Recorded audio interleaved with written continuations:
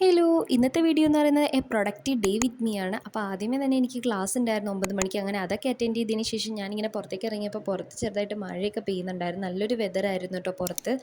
അത് കഴിഞ്ഞപ്പോഴത്തേക്കും ഞാൻ എൻ്റെ ബെഡ്ഷീറ്റ് മാറ്റാനായിട്ട് പോയി. എനിക്കാണെങ്കിൽ ഇടയ്ക്കിടയ്ക്ക് ഇങ്ങനെ ബെഡ് മേക്ക് ഓവർ ചെയ്യുന്നതും റൂം മേക്ക് ഓവർ ചെയ്യുന്നതൊക്കെ ഭയങ്കര ഇഷ്ടമുള്ള ഒരാളാണ് കേട്ടോ. അങ്ങനെ തലയിണ കവറും അതുപോലെ തന്നെ ബെഡ്ഷീറ്റും ഒക്കെ ഇങ്ങനെ മാറ്റാനായിട്ട് ഞാൻ തുടങ്ങി. അപ്പോൾ നിങ്ങൾക്ക് ഇനിയും വെറൈറ്റി ഇതുപോലെയുള്ള ഡെയിലി വ്ളോഗ്സൊക്കെ വേണമെങ്കിൽ നിങ്ങൾ കമൻറ്റ് ബോക്സിലൊന്ന് അറിയിക്കണേ.